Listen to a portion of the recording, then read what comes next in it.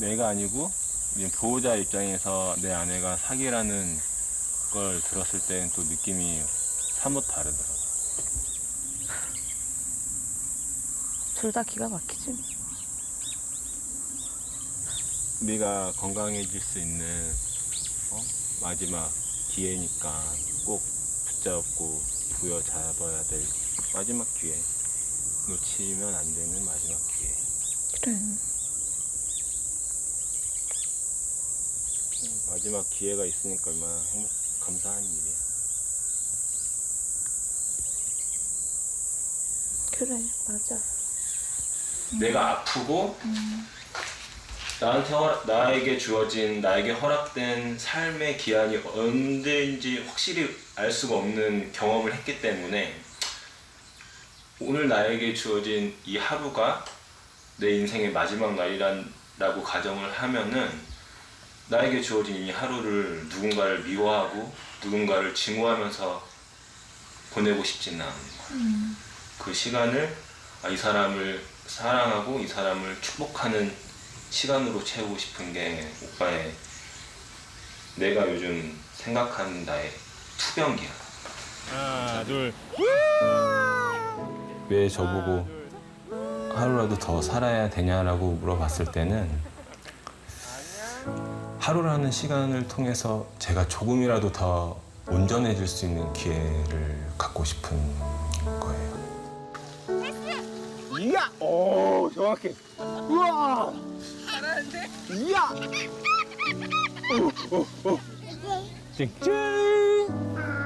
사과. 서투르고 부족한 점들이 많았던 삶이었기 때문에 짹짹.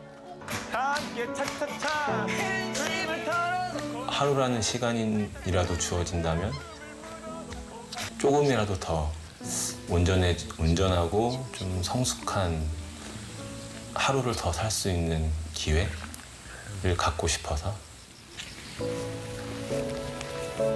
그게 삶의 이유인 것 같아요. 여러분, 방금 보신 영상은 2017년 겨울 KBS에서 방영된 교회 오빠라는 다큐멘터리입니다. 이 다큐멘터리는 남편은 대장암 4기, 아내는 혈액암 4기로 그 병상의 일기를 다큐로 만든 것입니다. 영상을 보면 지금은 고인이 되신 이관희 집사님이 대장암 4기인 자신이 왜 하루라도 더 살아야 하는가, 또 어떻게 살아가기를 원하는가라는 질문에 이렇게 대답을 합니다.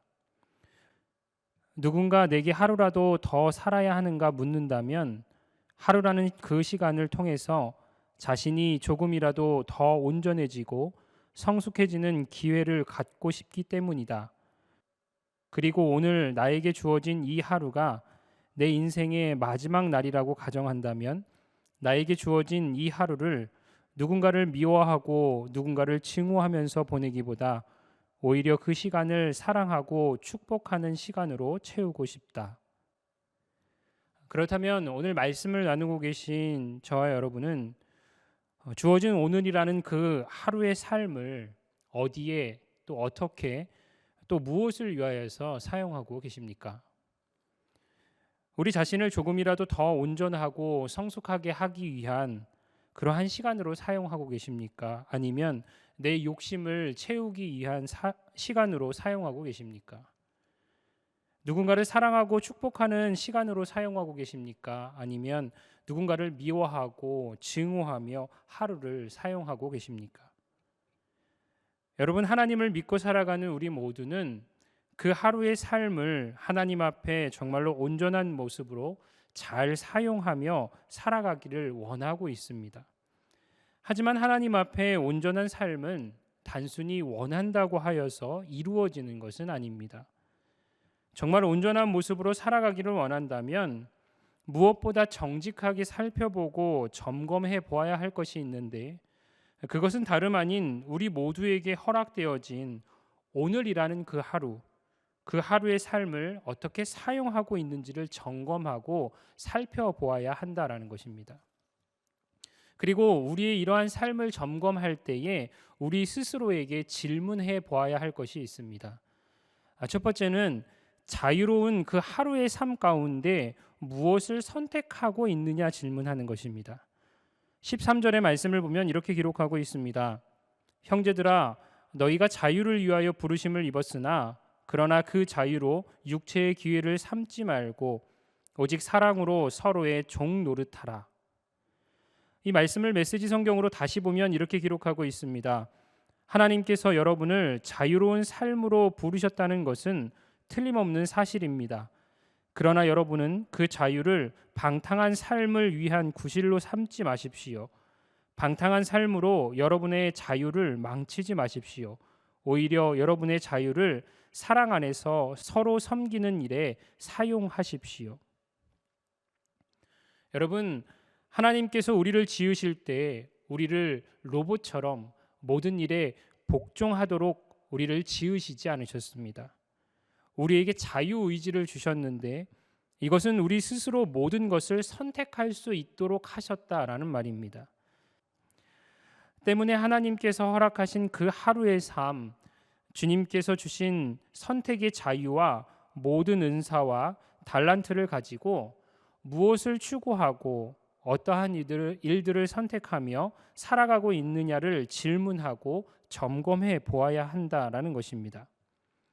만약 하나님께서 허락하신 자유라는 것을 말씀과 같이 육체의 기회, 육체의 정욕을 위한 어떠한 도구로 삼고 살아간다면 어떻습니까? 그것은 단순히 잘못된 선택을 하는 것이 아니라 자유라는 것의 소중한 가치를 잃어버리게 된 것뿐 아니라 하나님 앞에서 자신의 모습을 거룩하게 세울 수 있는 기회 또한 잃어버리게 된 것과 마찬가지인 것입니다.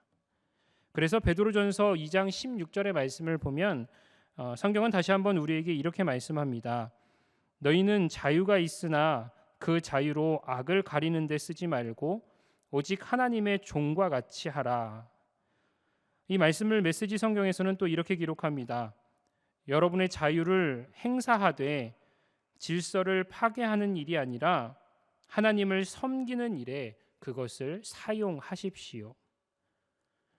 여러분, 성경은 곳곳에서 우리에게 분명히 말씀하고 있습니다. 너희에게 주어진 그 하루의 삶, 특별히 그 삶 가운데 주어진 자유를 가지고 육체의 기회로 삼지 말고 방탕의 삶이 아닌 하나님 앞에 자신을 온전히 세우는 기회로, 하나님의 일을 하는 기회로, 특별히 서로 사랑하고 섬기는 일을 하기를 힘써라라고 성경은 말하고 있습니다. 그렇다면 여러분은 주어진 하루의 삶 가운데에, 특별히 주어진 그 자유 가운데에 무엇을 선택하며 살아가고 계십니까?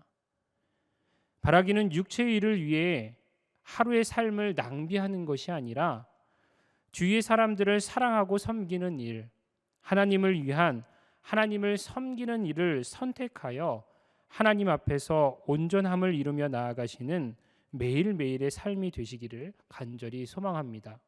두 번째 질문은 하루의 삶 가운데 내가 누구의 인도를 받고 있는가 질문해야 합니다. 본문 16절과 17절의 말씀을 보면 이렇게 기록하고 있습니다. 내가 이르노니 너희는 성령을 따라 행하라. 그리하면 육체의 욕심을 이루지 아니하리라. 육체의 소욕은 성령을 거스르고 성령은 육체를 거스르나니 이 둘이 서로 대적하므로 너희가 원하는 것을 하지 못하게 하려 함이니라. 메시지 성경을 보면 더 자세히 이렇게 기록합니다. 내가 드리는 조언은 이러합니다. 자유롭게 살되 하나님의 영이 이끌고 북돋아 주시는 대로 사십시오. 그러면 여러분은 이기심이라는 욕망에 휘둘리지 않게 될 것입니다. 여러분은 하나님을 믿는 성도로서 하나님의 이끄심, 또 하나님의 영이 이끄시는 대로 살아가기를 소망하는 것은 너무도 당연한 것입니다. 이것을 부인하거나 부정하는 사람은 아무도 없을 것입니다. 하지만 그럼에도 불구하고 우리가 점검해 보아야 할 것이 있다면 나는 지금 삶 가운데 누구의 인도를 받으며 살아가고 있느냐라는 것입니다. 왜냐하면 하나님의 영의 인도를 받는 삶을 살고 싶지만 그렇지 못한 모습으로 살아가고 있을 수 있기 때문입니다.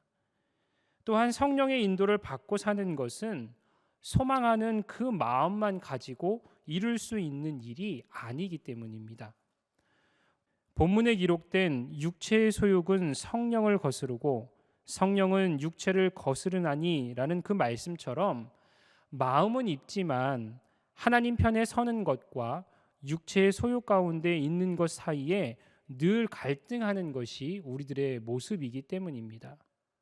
때문에 내가 누구의 인도를 받고 있느냐, 이것을 스스로에게 질문해야 한다라는 것입니다. 또한 이 질문에 대한 답을 얻기 위해 우리는 우리 자신에게 한 가지 더 질문할 것이 있습니다. 그것은 다름 아닌 하루의 삶 가운데 어떠한 열매를 맺고 있느냐라는 질문입니다. 여러분도 아시겠지만 성경에서 열매의 개념은 무척 중요한 개념입니다.